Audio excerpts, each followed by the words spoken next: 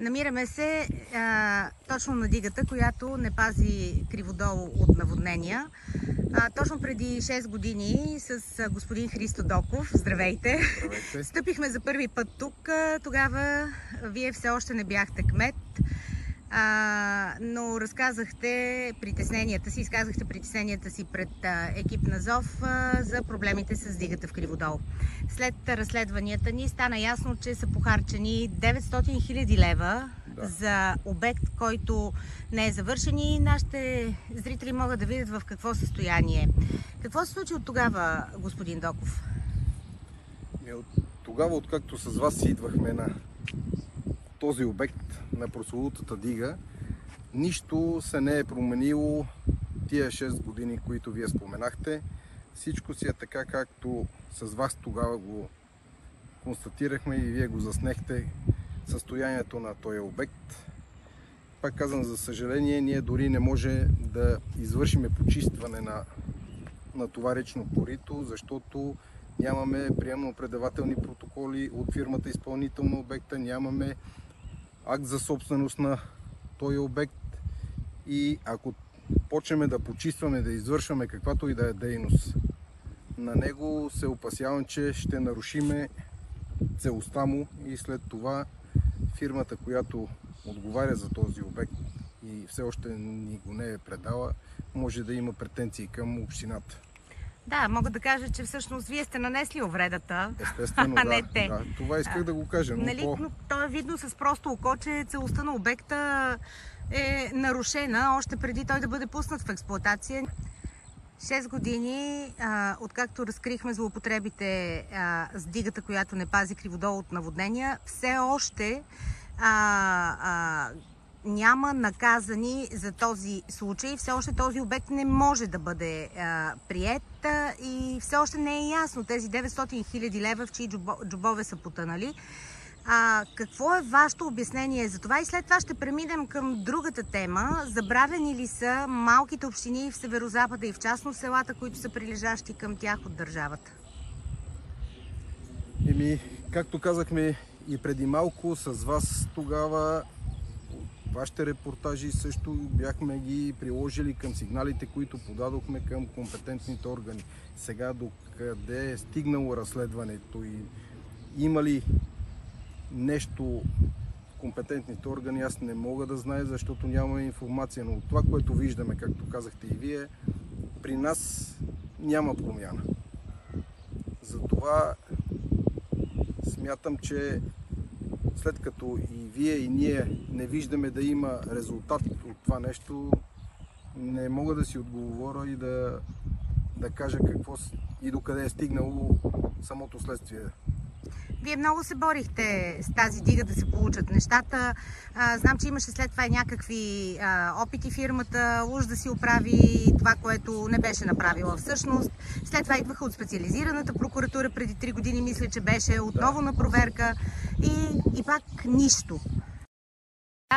Имаше един скандален одит, който беше направен на община Криводол малко преди вие вече бяхте встъпил в длъжността кмет. Одитът беше наистина скандален.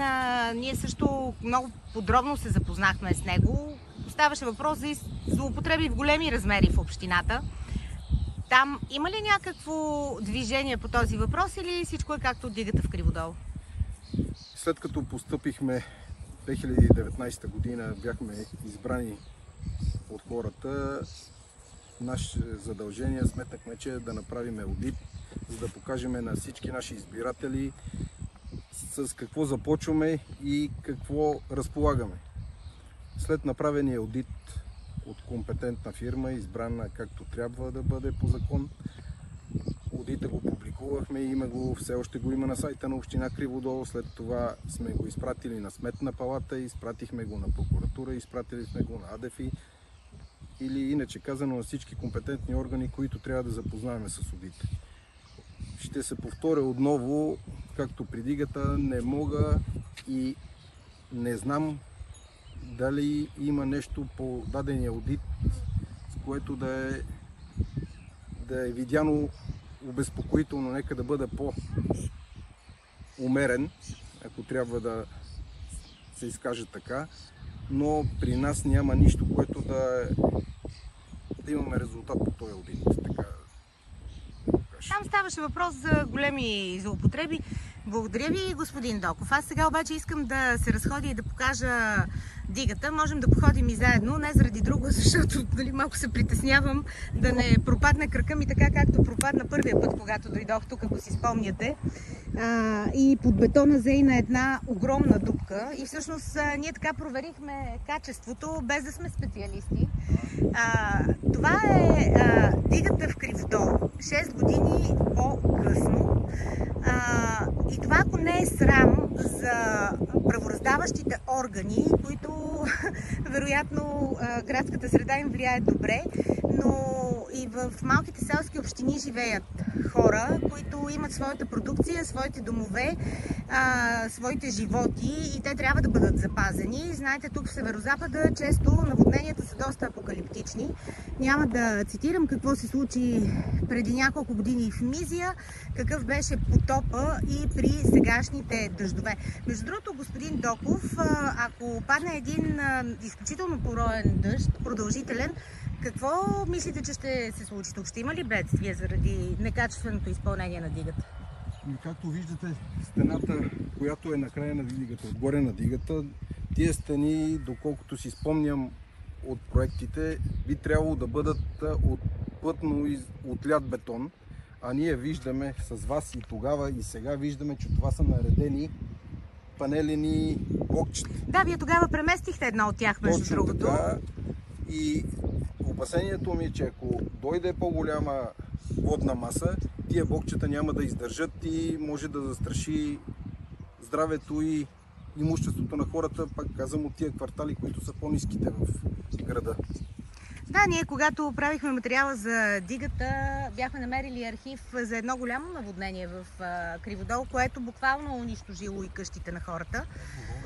Да, не бих казала обаче, господин Доков, че си правим в момента приятна лятна разходка, защото това, което виждаме, е наистина потресаващо. Интересно ми е само какво са видели правораздаващите органи, които вече отдавна трябваше да са приключили с това дело по дигата.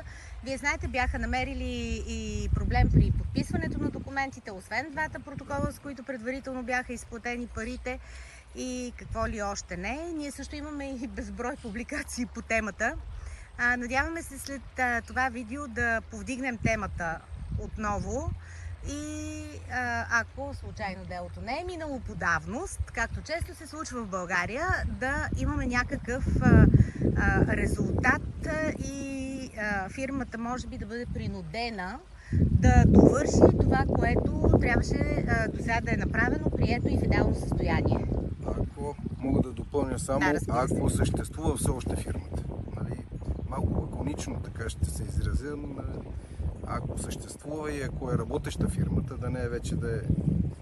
Да, тези консорциуми. Мое смотрея, смятам, че фирмата може би вече на някой от... Знаеме всички как се продават фирмите. Да, с такива задължения, за съжаление. В такъв случай мога да ви кажа само да ви пожелая успех, да търсите някакъв вариант това нещо просто да бъде направено наистина както трябва. И вие виждате, че ние без помощта на държавата с такива мащаби не може да се оправиме сами, защото този обект струва немалко средства. Да, знаем колко струва. 900 000 лева. А за нашата община това са много... Това са непосилни пари. Точно така и затова, пак казвам, ние разчитаме основно на държавата, която да ни помага и за да може да правиме живота на хората в тия малки населени места или в селските общини като нашата по-добър. Много ви благодаря. Благодаря ви, че приехте да говорите с нас отново. 6 години по-късно. Може би това състояние на дигата е идеално единствено за селските животни, забелязваме. Да, но в крайна сметка, докато си говорим за дигитализация, за всякакви възвишени неща, за това, че сме европейска държава, Трябва да е ясно, че освен София съществуват и други населени места. Предстоят вероятно избори. Ако не са сега парламентарните избори, то предстоят местни след една година. Всички политици ще дойдат и Северозапада отново ще бъде дъвка в устата им. Само че не е зле да си провеждат предизборните кампании точно от такива места, като Дигата, за да могат да дадат обяснение на хората, в крайна сметка, защо се е стигнало до тук. И кои политически сили са отговорни, разбира се, защото един кмет сам не може да направи това.